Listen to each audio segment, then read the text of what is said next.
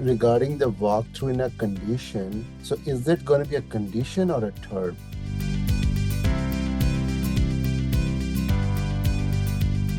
It'll be a term. So usually we put that under additional terms. I personally like to do a walkthrough, and sometimes we have gotten in trouble where the seller's agent doesn't want to do a walkthrough because they don't want the deal to get delayed or, get off track. But as the buyer's agent, I always ask for a final walkthrough.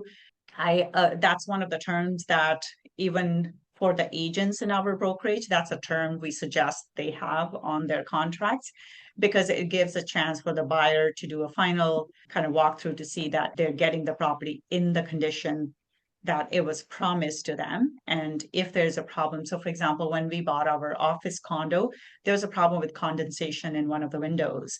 But the seller said they had fixed the problem, but when we did the final walkthrough, the problem wasn't fixed.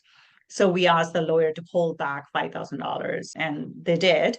And good thing they did because it's cost us $10,000 to fix the problem. But yeah, so final walkthrough is important.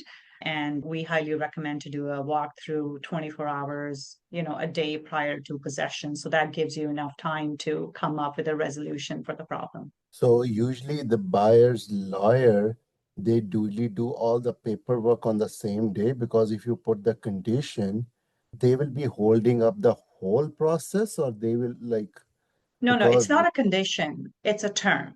All right. So, like we studied, contracts cannot proceed with unmet conditions, but they can proceed with unmet terms, right? So, one of the terms would be to do a final walkthrough. And then during that time, if you find a problem, so it's not a condition, it's just a term that the seller and the buyers have agreed to. And then during that final walkthrough, if you find there's an issue, you can bring it up. And at that point, the seller has an option to either fix that issue. So let's say the door is broken, but when you looked at the property, the door wasn't broken, right? So you did not accept the property with a broken door. You accepted it with a fixed door.